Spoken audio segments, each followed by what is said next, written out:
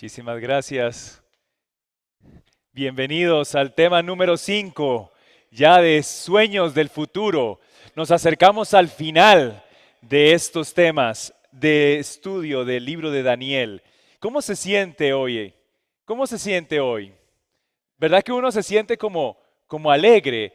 Y bueno, yo no sé, yo amanecí como liberado. Después de haberle entregado el corazón a Cristo ayer en la noche, fue como una bendición. Amanecí, pero con una fuerza, con una alegría. Yo espero que usted allá en casa también, que haya tenido esa bendición de poder sentir lo que se siente acá en esta iglesia.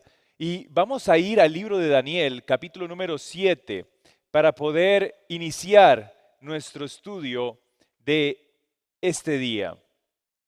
Daniel, el capítulo número 7.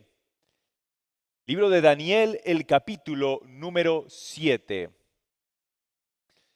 Y antes de empezar a leer, vamos a inclinar el rostro para tener una palabra de oración.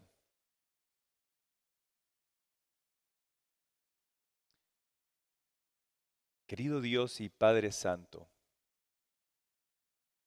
te damos muchísimas gracias por el privilegio que usted nos da de poder leer tu palabra, poderla entender y poderla interpretar, no con nuestros méritos, sino con la capacidad de tu Santo Espíritu.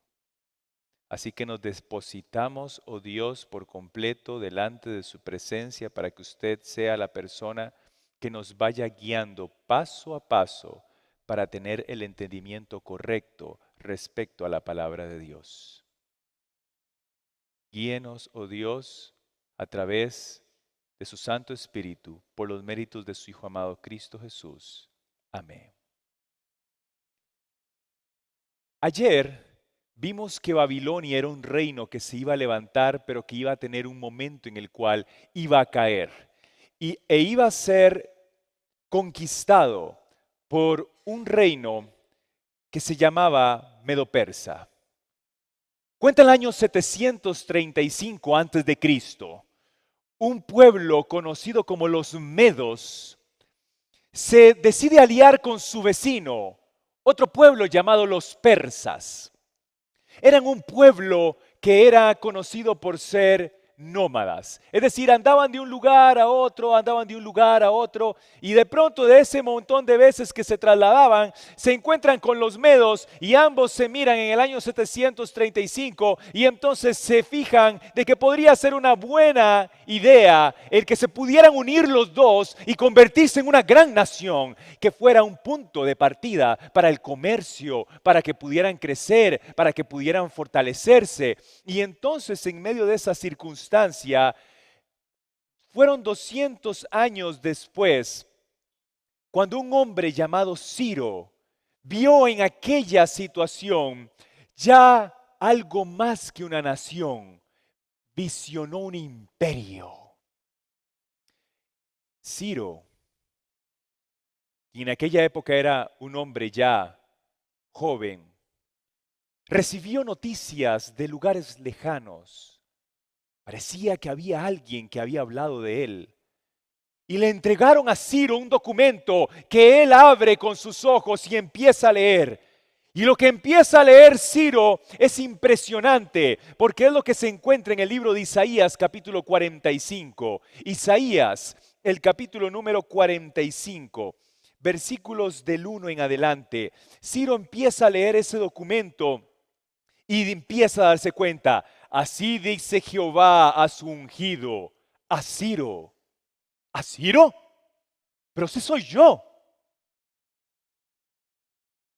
al cual tomé yo por su mano derecha para sujetar naciones delante de él, desatar lomos de reyes, para abrir delante de él puertas. Yo iré delante de ti y enderezaré los lugares torcidos, quebrantaré puertas de bronce y cerrojos de hierro, haré pedazos. ¿Quién escribió esto? Respondió el amigo, Isaías. ¿Y por qué lo escribió? Ciro, tengo algo que decirte. Esto fue escrito 100 años antes que nacieras. Pero ahí dice mi nombre, ahí dice Ciro. Entonces dice, por amor a mi siervo Jacob y de Israel, mi escogido, te llamé por tu nombre. Te puse sobrenombre, aunque tú no me conociste. ¿Qué? ¿Estás seguro que esto fue escrito 100 años antes? Sí, Ciro, tú eres ese rey. Y sabes, Ciro tuvo que tomar la decisión de decidir creerle a Dios o decir, vamos a ver si ese sueño se va a cumplir, a ver si se cumple. Y a veces nosotros somos así con Dios. Dios llega y nos da todas sus promesas. Él nos dice todas las bendiciones que podemos recibir, pero nos quedamos ahí. Bueno, vamos a ver si se cumple. Pero Ciro, que no conocía a Dios, él valientemente dijo, ¿cómo? Si esto dice de mí y si es Jehová, el Dios que yo no conozco, pero está escrito, yo voy a hacer lo que dice ahí, seré el gran conquistador del mundo. Y en el año 539, Ciro se plantea decirle a los medos, medos, ustedes ya no más van a ser los líderes, ahora vamos a ser los persas. Y entonces le dijeron a los medos, ustedes ahora van a ser una provincia de nosotros los persas. Y les llamó la primera satrapía, es decir, una primera provincia. Y les dijo, ustedes ahora van a ser una provincia de los persas. Entonces, pero vamos a seguir juntos, sí vamos a seguir juntos, pero yo voy a ser el líder. Y entonces así se levanta aquel reino que iba a ser conocido como el imperio medo-persa. Y Daniel el capítulo 7 describe cómo es que iba a ser este reino. El libro de Daniel, el capítulo número 7, en el versículo número 5 se menciona, Daniel el capítulo número 7, el versículo número 5. Dice, y he aquí otra segunda bestia, semejante a un oso. Vamos a ponérselos para que ustedes también lo puedan leer. He aquí otra segunda bestia, semejante a un oso, la cual se alzaba de un costado más que del otro, y tenía en su boca 3 costillas entre los dientes, y le fue dicho así. ¿Qué fue lo que se le fue dicho? Levántate y devora mucha carne. Es interesante porque este rey fue el único que se le dijo, vaya, levántate y conquista el mundo. Por eso fue que Ciro llegó y entendió la profecía y dijo, si dice levántate, yo me levanto. Y si dice que conquiste el mundo, yo lo conquistaré porque yo te creo a ti, Dios. Ese era Ciro. Y mira qué interesante esto, porque entonces para que Ciro llegara a convertirse en un imperio, mucha gente empezó a ver cómo empezó a crecer, a crecer, a crecer, a crecer, a crecer, y entonces dijeron, no, ya esa nación para mí es un imperio. Y en el año 559 se menciona que ellos son el imperio aqueménida, el imperio aqueménida. Entonces resulta que ese imperio iba a ser un imperio el cual iba a ser muy famoso a partir de esa época. Y en esos momentos en el cual ese imperio se empezó a dar a conocer, todo el mundo le decía, ¿usted quiere realmente ser el imperio que domine el mundo? Tienes que poder comerte 3 huesos duros. ¿Cuáles eran esos huesos duros? Lidia, Babilonia y Egipto. Eran huesos bien duros de comer. Pero Ciro confiaba en qué. Ya se lo habían dicho, eso era lo que iba a pasar. Le habían dicho que él era el que iba a ser el conquistador. Y entonces Ciro llegó y conquistó de una vez el imperio de Lidia. Y después de ello llegó y conquistó todo Babilonia, lo que se ve ahí en rojo. Y luego conquistó Egipto, lo que se ve en anaranjado. Y lo más interesante es de que los arqueólogos descubrieron un cilindro que se llama el cilindro de Ciro. Es muy interesante esto porque resulta que se sabe muy poco de los persas. Casi no hay mucha información arqueológica, pero el cilindro de Ciro es un cilindro muy interesante porque habla acerca de todas las conquistas y de lo que hizo Ciro. Entonces existe un estudiante que se llama Antoine Sunin, que él es de la Universidad de Estrasburgo, que agarra ese cilindro, lo traduce y hace su planteamiento respecto a lo que se habla de ese cilindro. Y entonces se menciona básicamente que ese cilindro da testimonio de cómo Ciro conquistó Babilonia. Y resulta que él llega y dice, esto lo dice el arqueólogo, ¿ok? Dice, Marduk, asimilado a Yahvé, de hecho en la Biblia se presenta a Ciro como un instrumento de Yahvé, quien le da el poder para crear su imperio. Ciro decidió mostrar que tenía un Dios poderoso a su lado, quien le da la legitimidad para derrocar a Nabonido y conquistar su imperio. Cuando llega nada más y nada menos que Nabucodonosor a conquistar Babilonia, él llega y dice, quiero presentarles a Marduk, mi Dios. Pero Marduk era el dios de los babilonios. ¿Pero por qué presentó a Marduk y no presentó a Yahvé? Porque nadie conocía a Yahvé. Entonces resulta que Ciro no le dio la gloria a Dios, se la dio ¿a quién? A Marduk. Pero él dice, el motivo por el cual yo he logrado conquistar todo es porque Marduk está conmigo. Y lo hizo así para que los babilonios entendieran. Porque si les hubiera dicho, porque Yahvé está conmigo, ¿quién? ¿Quién es Yahvé? Entonces él dijo, porque Marduk está conmigo. Entonces lo interesante de esto es de que inclusive en ese cilindro se habla de que él habló acerca de la abolición de la esclavitud, no sé qué. Entonces muchas personas han dicho que ese cilindro es la primera declaración de los derechos humanos, pero con el tiempo nos hemos ido dando cuenta que ese cilindro tan interesante que estaba ahí, realmente lo que es ese cilindro es básicamente una propaganda de Ciro. Básicamente Ciro estaba haciendo propaganda. Yo soy Ciro, yo soy el que conquisto, porque Dios está conmigo, por eso todos van a ser felices, por eso es que todo va a estar en un buen control y todo va a estar bien. Pero sin embargo, hay que darle un mérito a Ciro y es de que Ciro logra generar control en el lugar a donde él iba. Entonces él llegó a donde Babilonia y le dijo, ahora usted va a ser Babilonia, mi nueva satrapía. Ahora Egipto va a ser mi nueva satrapía. ¿Qué eran las satrapías?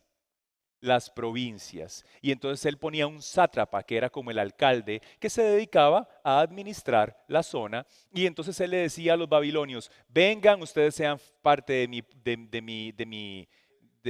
mi imperio, sean parte de los puestos. A ver, los pueblos que han sido esclavizados, que vuelvan a sus hogares. Entonces era muy lindo. Cuando llegó él se ganó el carisma. Era un rey muy carismático, era un rey que tenía ese buen conecte. Ahora, lo interesante de esto es que los medos y los persas tenían una religión que era muy interesante. La religión que ellos profesaban era el zoroastrismo. Y era una religión que era muy fácil de mezclarse. Entonces, claro, ellos lo que hacían era que se mezclaban. Entonces, a los egipcios, ¿qué creen? A los egipcios creen esto. Bueno, el zoroastrismo también se puede mezclar con esto. ¿Qué creen los babilonios? Ellos creen en Marduk. Ah, ok, los zoroastrismo también puede mezclarse con esto. Y entonces, a los abrámicos, esos judíos, ¿qué creen? Creen en Jehová. Ah, ok, el zoroastrismo también se puede mezclar con ellos. Y resulta que el zoroastrismo se integra a la sociedad cultural de todas las religiones de la época. Tanto así que es muy interesante estudiar acerca del zoroastrismo, porque cuando empezamos a hablar del zoroastrismo, empezamos a darnos cuenta que hay un dios que se llama Ahura Mazda. Él es el Dios creador de todo, el dador de la vida. Él es el Dios eterno. ¿Le suena conocido? Pero resulta que él también tiene un enemigo, que es un enemigo de la maldad. Y el ser humano se encuentra en medio de Dios, Ahura Mazda y el mal. Y él tiene la libertad de escoger a cuál de los dos escoge, porque al final va a ser juzgado en el juicio final.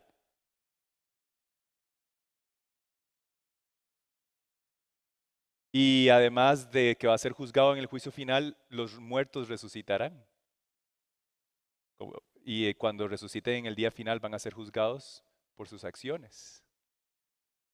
Y es muy interesante porque el zoroastrismo cree que cuando tú haces buenas acciones, cuando mueres vas al paraíso, y que cuando haces malas acciones, cuando mueres vas al infierno.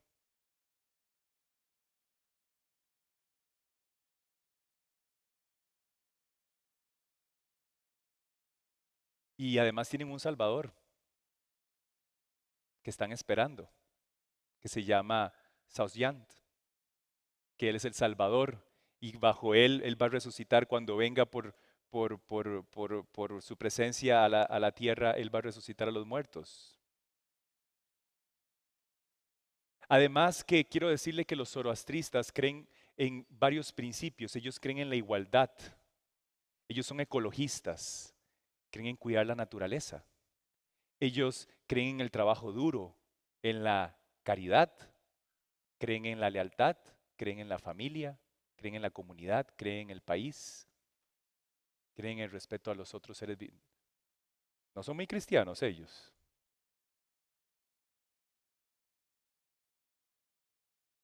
Les digo más, en un reportaje de la BBC, ellos dicen que el cristianismo realmente tiene conceptos que parecen ser heredados de los zoroástricos. El cielo, el infierno, el día del juicio final, los ángeles, los demonios, la idea de Satanás, el Salvador. Ay, mis hermanos. No, es que Zaratustra de hecho se encargó de enseñar esto. Y entonces, cuando vemos este tipo de cosas, el milenio, y es ahí entonces en donde nos preguntamos, ¿ellos creen en el cielo, en el infierno? ¿Tienen una visión de conflicto respecto a los malos? Entonces el mal quiere llegar y vengarse de Ahura Mazda, pero al final va a prevalecer el bien.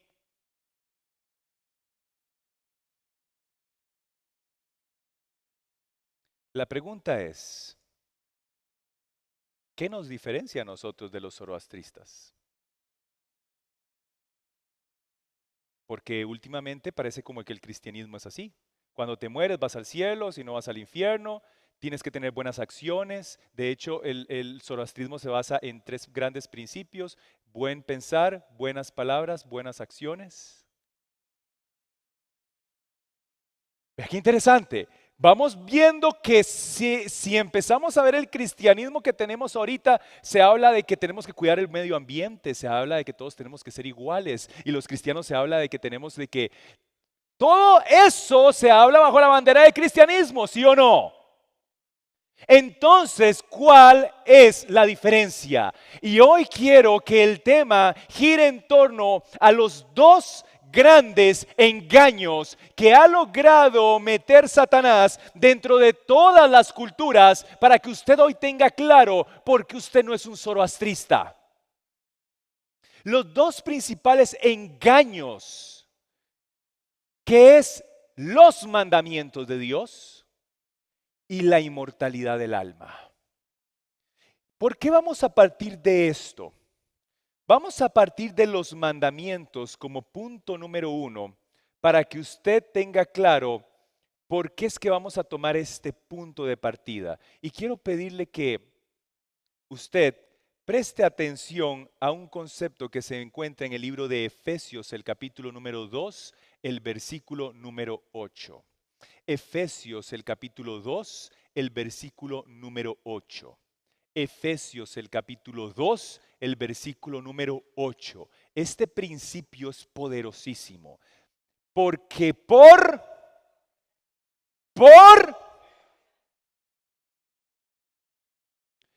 Muchos predican que es por gracia que somos salvos, pero a la hora de la hora decimos, ay, pero hay que portarse bien, ¿sí o no?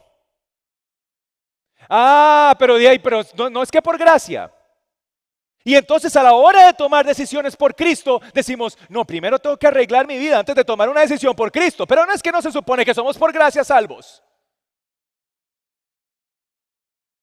Usted tiene que entender que cuando usted decide tomar la decisión por Cristo, no es porque usted pueda hacer algo para salvarse, es porque Cristo te salvó y tú lo aceptas. Y entonces en el momento en que tú haces un pacto con Cristo, entonces ahora Cristo dice, yo pongo mi vida sobre él. Somos salvos por gracia, no por obras. Entonces las buenas acciones, las buenas palabras, los buenos pensamientos, entonces todo este asunto son muy importantes porque es para que si usted pueda llegar de una u otra manera a ser salvo. Pero entonces ese concepto de las buenas palabras, las buenas acciones, entonces usted tiene que hacer obras.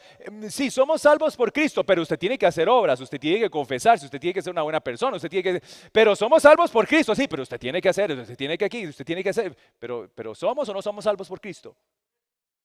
Ese es el concepto, pero ahora vamos a ver el engaño, porque yo les dije que les iba a hablar acerca del engaño.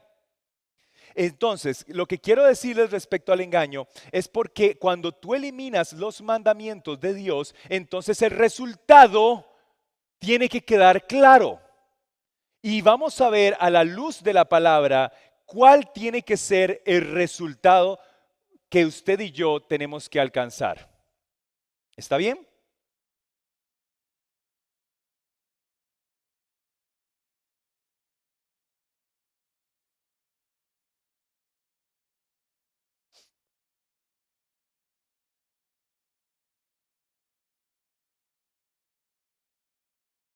Busca conmigo el libro de Juan,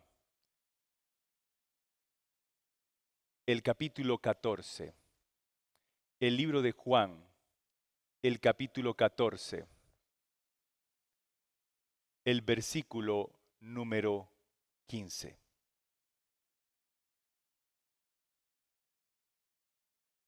Juan, el capítulo 14, el versículo número 15. Dice la palabra de Dios, si me amáis, note usted el concepto, si me amáis, ¿entiende cuál es el punto acá? Que si yo quito los mandamientos, ¿qué es lo único que me queda? Si me amáis, ámame. Quítale los mandamientos. Si me amáis, ámame. ¿Y qué es amor? Queda sujeto a cada forma de pensar. Queda sujeto a cada forma de pensar. Entonces yo puedo, al dejarlo sujeto a cada forma de pensar, entonces queda sujeto, siguiente, a lo que debería ser o no debería ser. A lo que la mayoría decida que es o no es. Y entonces si la mayoría dice, bueno, a mí me parece que lo que es bueno es de que todos odiemos a los cristianos. Pues a mí me parece que eso es bueno, odiemos a los cristianos. Y por eso fue que durante los primeros 3 siglos persiguieron a los cristianos. Porque ¿qué pensaba la mayoría? Eso. Así de sencillo. Entonces, lo mismo ocurría también cuando empezamos nosotros a ver la parte la parte específicamente de, ok, listo, es que me están hablando de producción y me distraje, perdón.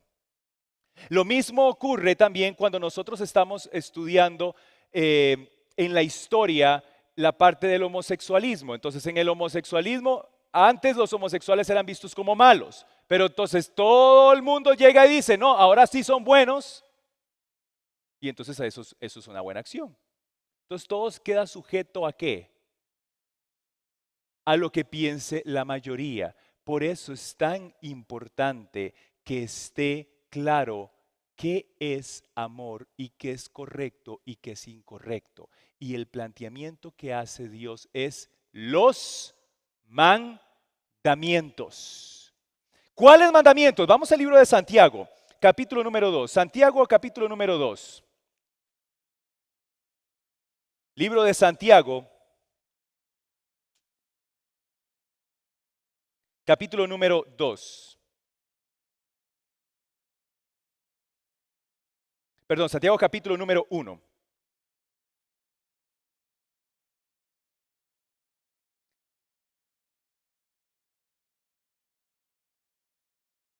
Dice Santiago capítulo número 1, el versículo número 25. Mas el que mira atentamente en la perfecta ley, la de la libertad, y persevera en ella, no siendo oidor olvidadizo, sino hacedor de la obra, éste será bienaventurado en lo que hace. Si alguno se cree religioso entre vosotros, si no refrena su lengua, si no engaña su corazón, la religión del tal es vana. Entonces, ¿qué es lo que hace Santiago? Santiago hace una diferenciación. Y entonces Santiago plantea y dice, hay una ley, que es la ley de la libertad, la ley que te hace separarte de lo que es la religiosidad, la ley que te hace ver en dónde es que tienes que colocar tu centro para así saber qué es lo que es correcto y qué es lo que es qué, incorrecto.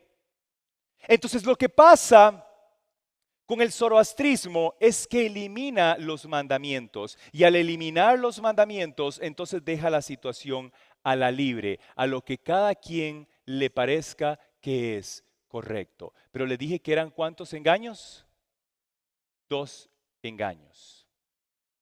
Y el otro engaño que ocurre es respecto a lo que pasa con la muerte. En el libro de Génesis, el capítulo número 2.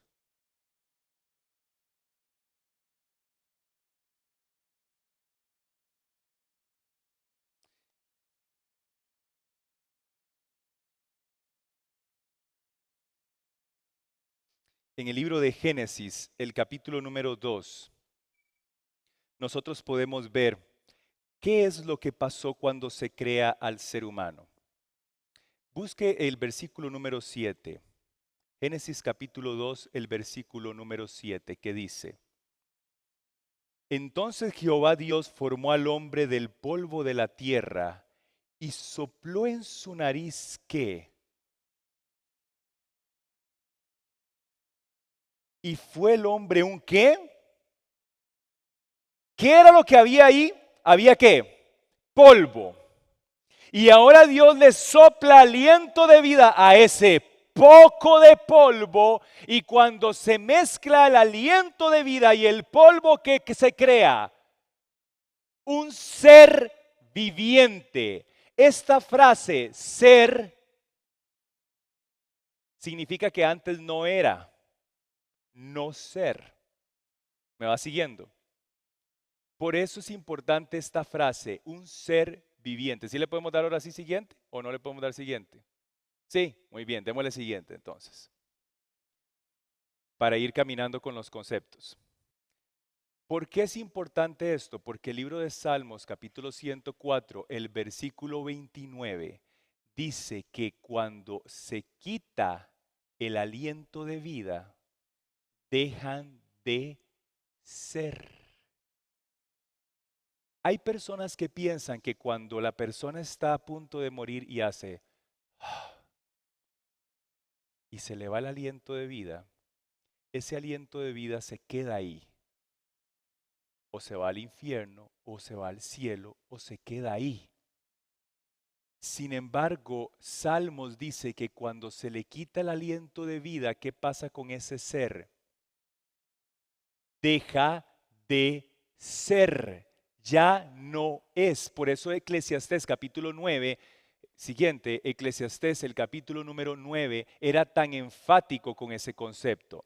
Porque Eclesiastés decía, porque los que viven saben que han de morir, pero los muertos nada saben ni tienen paga, porque su memoria es puesta en el olvido. ¿Por qué queda su memoria puesta en el olvido? Porque en el momento en que hacen, dejan de, ya no son. Entonces, todo lo que es su amor, su odio, su envidia, todo eso pereció ya, porque eso quedó ahí. Antes usted era y ahora qué, ya no es. Y esto es muy importante. Ahora, ¿por qué es muy importante? Busca conmigo el libro de Éxodo, el capítulo número 3. Éxodo, el capítulo número 3. Éxodo, el capítulo número 3. Versículo 13 en adelante. Éxodo, el capítulo número 3, versículo 13 en adelante. Dijo Moisés a Dios, he aquí que yo llego a los hijos de Israel y les digo, el Dios de vuestros padres me ha enviado a vosotros. Y si ellos me preguntan, ¿cuál es su nombre? ¿Qué les respondo? ¿Cuál es el nombre? Yo soy. ¿Por qué esta frase es tan importante? Yo soy. Porque si ya se le quitase el aliento a Dios, Él seguiría siendo Él. No moriría. Entonces, cuando Dios se presenta como el yo soy, Él se está presentando como el que es. Y Él se está presentando como el eterno. Él se está presentando como el inmortal. Entonces Él llega y dice, yo soy el que soy. Antes de mí no hay nadie, yo soy. Pero ¿qué pasa cuando tú llegas y tú dices, no, es que cuando la persona expira, su espíritu sigue ahí? Significa que usted todavía sigue siendo, usted es, solamente que ahora a nivel espiritual. Entonces usted es el que es, porque nunca muere. Está en el infierno quemándose eternamente, usted es el que es, entonces, usted es inmortal. Y la palabra de Dios dice que cuando el espíritu se retira, eso que estaba ahí, ¿qué pasa? Deja de. Entonces los zoroastristas creían que cuando una persona se moría, el alma era inmortal. Pero la Biblia no enseñaba eso, por eso es que la Biblia era tan enfática, no hablen con los muertos. Porque usted no está hablando con un muerto, cada vez que usted habla con un muerto no está hablando con un muerto. Es peligroso. Por eso es que es tan importante estos conceptos que estamos aprendiendo. Porque es en estos conceptos que nosotros vemos que sí hay una gran diferencia entre el zoroastrismo y la palabra de Dios. Pero la preocupación más grande que tenemos hoy es que el cristianismo que se predica es más cercano al qué, al zoroastrismo, que la misma verdad bíblica. Ahora usted sabe por qué es que eso pasó. Eso fue producto de qué? De un trabajo que empezó desde la profecía. Pero usted y yo ya no vamos a ser engañados. Porque ahora Dios, que no pasan en casualidades, le ha traído usted aquí para que usted sepa qué es el plan de salvación y cómo es que funciona. Porque ¿qué es lo que más daño le causa esto? ¿Qué es el daño más grande que causa esto en la vida de un cristiano? Lo que más daño causa esto en la vida de un cristiano es que cuando tú eliminas la ley de Dios, vuelves el sacrificio de Cristo en algo como cualquier cosa. ¿Por qué vino Cristo? Él vino porque vino a enseñarnos cómo hay que tener buena forma de pensar, una buena forma de hablar y una buena forma de vivir. ¿Quién es Cristo? Es que Cristo era una persona muy maravillosa, era un maestro divino, era una cosa lindísima que nos vino a enseñar a todos cómo amarnos los unos a los otros. Y Cristo no vino a eso. Cristo vino a salvarte a ti y a mí. Para que no haya obras de que gloriarnos. Pero sin embargo se ha impregnado tanto en la mente, pero tanto, tanto, tanto, tanto en la mente del ser humano, conceptos como estos. ¿Qué es lo que hace que sea cada vez más difícil entregar nuestra vida a Cristo? Porque se crea una barrera en la cual ya cada quien cree lo que quiere creer. Cada quien cree que es lo bueno. Todos piensan que es bueno adorar a Dios en domingo, pues adorémoslo en domingo porque ese es el día que todos creen, ¿o no? Pero ¿qué dicen los mandamientos? Acuérdate del día sábado. Todo el mundo dice, bueno, la verdad es que la familia puede ser tú que te cases con un árbol o tú que te sientes gato y te consigues una gata. Y eso es familia. Pero la Biblia no dice honra a tu cosa y a tu coso. Dice honra a tu padre y a tu madre. Todos llegan y dicen, ay, qué lindo, sería muy bonito salir y todos a ir allá a adorar ahí al bichito, a la cosita ahí, para que entonces, porque es muy bonito, porque qué devoción, que qué lindo, pero la palabra de Dios dice, no te harás imagen ni ninguna cosa semejante de lo que hay arriba en el cielo, ni abajo en la tierra, ni sobre la tierra. No te inclinarás a ellas.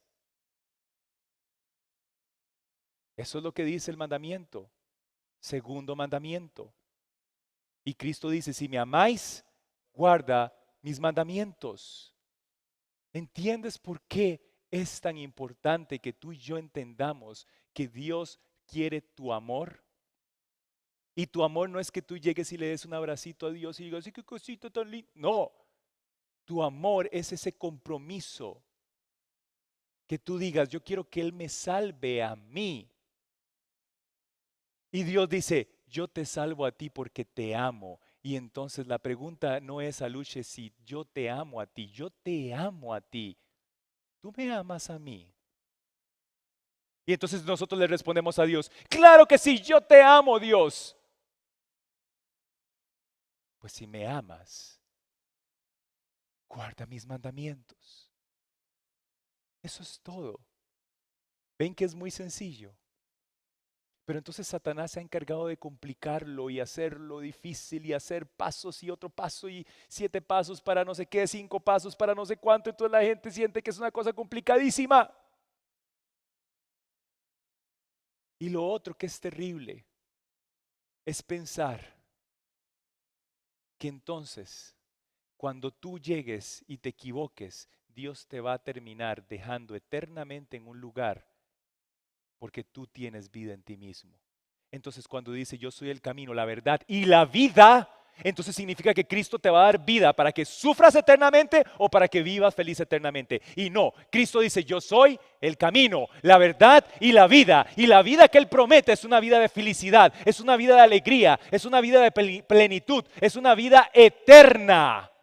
Y se la promete a aquellos que la anhelan, a aquellos que la quieren, a aquellos que andan buscando dejar una vida atrás, a que está llena de pecado, lleno de problemas, llena de enfermedad, y te ofrece una vida mejor. Y entonces ahora llega y te dice, yo quiero salvarte y darte mi vida a ti. Pero entonces, ¿qué es lo que pasa? Que en el momento en que yo llego y digo, ah, bueno, no, pero entonces esa vida que Él quiere darte, esa vida que Él quiere ofrecerte, esa vida que puede ser una vida en un infierno terrible quemándote el resto de tu vida o una vida eterna. Justo lo que creían los zoroástricos. Y Dios llega y dice, no.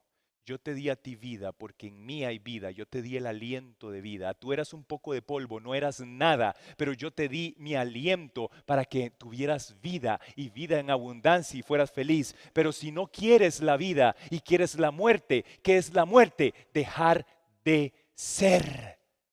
Entonces yo quito lo que es mío y tú te quedas con lo que es tuyo y así quedamos en paz.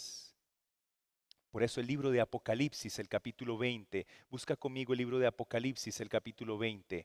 Apocalipsis, el capítulo número 20. Dice el versículo 14, y la muerte, Apocalipsis capítulo 20, el versículo 14 dice, y la muerte y el Hades fueron lanzados al lago de fuego. Y entonces la gente se imagina un lago de fuego. ¿Por qué? Porque los zoroástricos creían en el fuego que representaba a Ahura Mazda. Y ellos creían de que Satanás o el enemigo, que no es Satanás, el dios del mal, había contaminado el fuego y le había dado color y le había puesto humo. Eso es lo que creían los zoroástricos y nosotros a veces nos imaginamos exactamente lo mismo. Y entonces dice, fueron lanzados al lago de fuego y viene la interpretación profética. ¿Qué es el lago de fuego? ¿Qué es el lago de fuego? La muerte. ¿Qué es la muerte? Dejar de ser. Y entonces, y el que no se halló inscrito en el libro de la vida fue lanzado al lago de fuego. ¿Qué es el lago de fuego allá en casa? Es la muerte segunda. ¿Qué es la muerte? Dejar de ser. Pero a veces fantaseamos más allá de lo que dice la profecía. Cuando Dios realmente lo único que te está diciendo es, yo te puedo dar mi vida y si tú no quieres nada conmigo, entonces ¿qué hace Dios? Bueno, pues yo me retiro, pero si yo soy la vida, ¿qué se retira con él? Es como cuando estamos jugando fútbol y entonces yo llego, presto la bola y todos estamos jugando. Se retira el dueño de la bola, ¿qué pasa? Se acabó el partido. Se acabó. Ya no es más, no hay más partido porque el dueño, entonces lo que pasa con Cristo, Él es la vida, dice yo soy el camino, yo soy la verdad, yo soy la vida. Nadie llega al Padre si no es por mí. Me voy, ¿qué pasa con la vida? Pero entonces los zoroástricos y Satanás llegan y empiezan a decirte, no, ve, ¿y qué pasa? Di nada, te quedas quemando en el infierno, vivo, sufriendo para siempre, en una eternidad. Entonces usted sigue vivo, usted sigue siendo usted. Ve que esto no tiene sentido. Y se basan en un montón de versículos completamente fuera de contexto e interpretados al modo, al estilo medo-persa. Pero ahora usted conoce la verdad y la verdad os hará libres. Puedes entonces con esta verdad tomar decisiones para salvación, porque tu Dios quiere lo mejor para tu vida.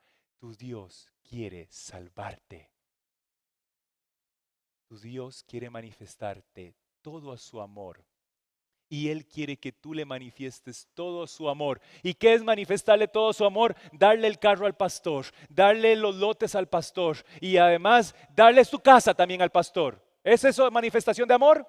No, si me amáis, guarda mis mandamientos.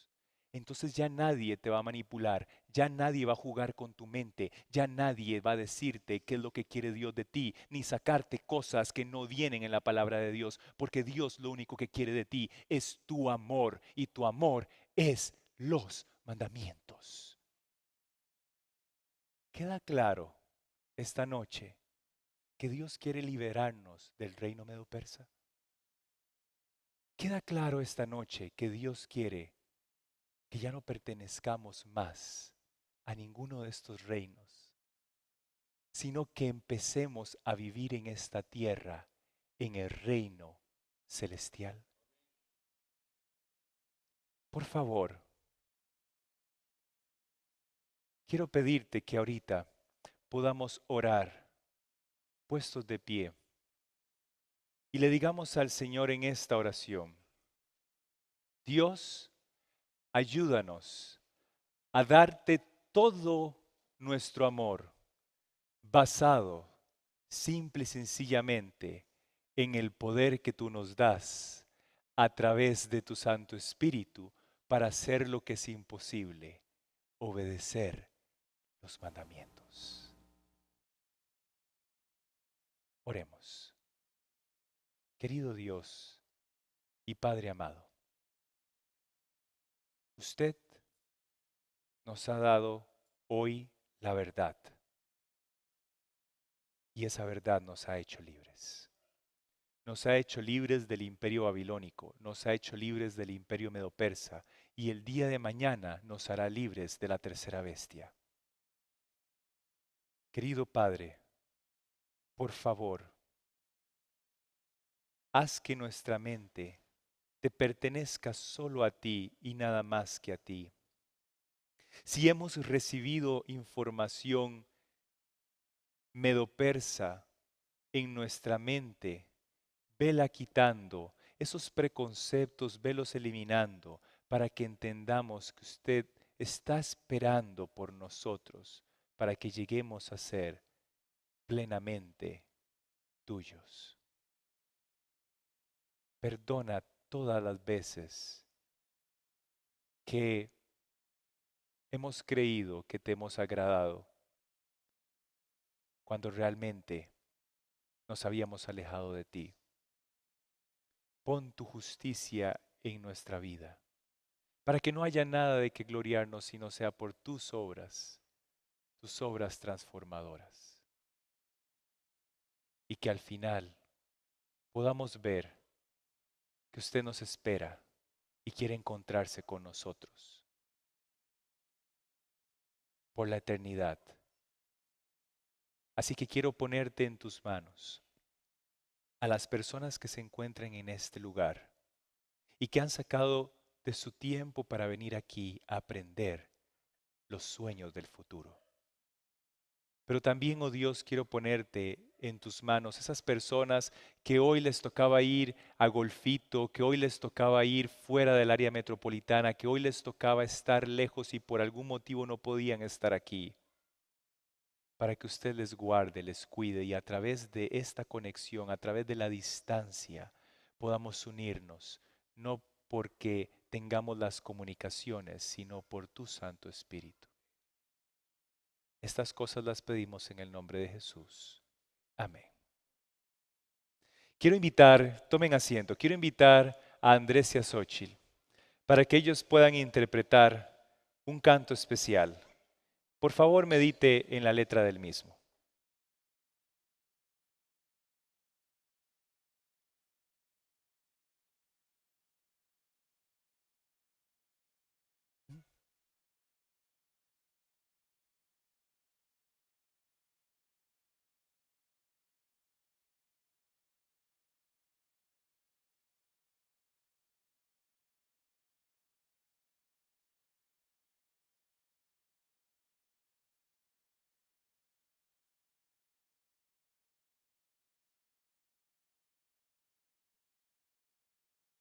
Sí. Tan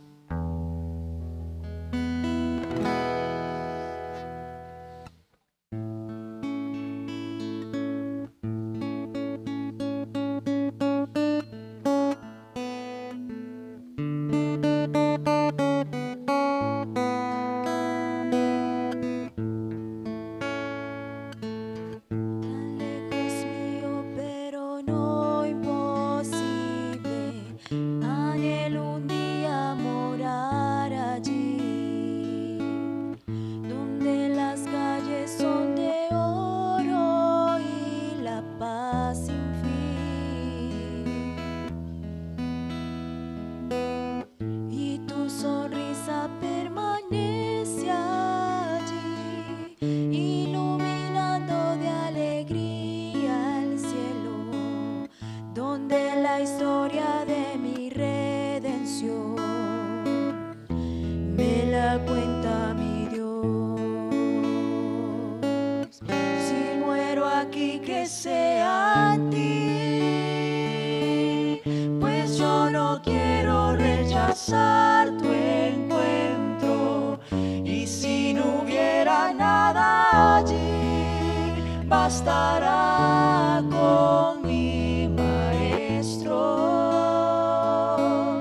Si ya te siento cerca aquí, no logro imaginar contigo el cielo, cantando siempre junto a ti la alabanza más feliz.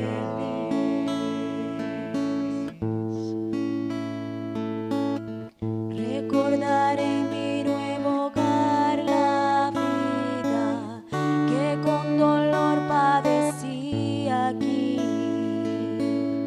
Tristes momentos borrará el Señor de mi vivir.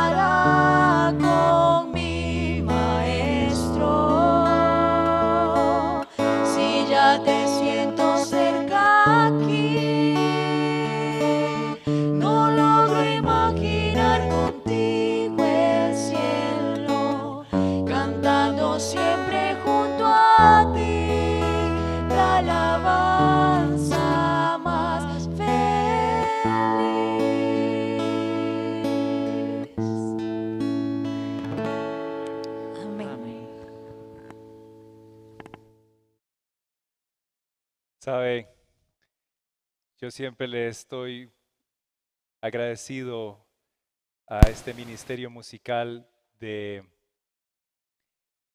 Andrés y Xóchitl porque siempre han traído al Espíritu Santo a donde ellos están. Quiero invitarles a que por favor inclinemos el rostro para cerrar nuestro quinto tema de Sueños del Futuro. Querido Padre Santo, ojalá las palabras de esta canción sean las nuestras. Encontrarnos contigo es lo mejor que nos puede pasar. Perdónanos porque hay tantas cosas que se han metido en nuestra mente que a veces ya se es casi imposible imaginarnos aquel momento. Pero si tal vez en sueños o de alguna manera usted nos puede hablar para que nuestra mente sea transportada al momento real, estaremos plenamente agradecidos, porque sí queremos vernos pronto, dejar todo este mundo atrás, con la certeza de que nuestro pasar por esta tierra fue muy pequeñito y que lo que nos espera es una eternidad maravillosa. Permita que si usted puede, Padre, estas personas se dejen tocar por su Santo Espíritu para que el día de mañana puedan llegar a descubrir el engaño de la filosofía en nuestros tiempos. Pero después de develar ese engaño, que podamos conocer al Dios de nuestra salvación. Te suplico que ellos puedan ser luz, que no se cansen de invitar, no se cansen de hablar, no se cansen de compartir, para que, si fuese posible, esta semilla llegue a algún lugar, a algún corazón y dé mucho fruto. Te quiero pedir, Padre Santo, por las personas que se conectaron, que no sé dónde se encuentran, si estarán en un bus, si estarán en un carro, si estarán en un taxi, si estarán en un Uber, no importa dónde estén, que puedan sentir su presencia en su hogar, en su corazón, y que dé testimonio de que usted es más fuerte que lo que nos rodea y que cuando usted nos quiere hablar, no hay nada que se interponga entre nosotros y usted. Estas cosas se las pedimos en el nombre de tu Hijo amado, Cristo Jesús. Amén. Que Dios los bendiga.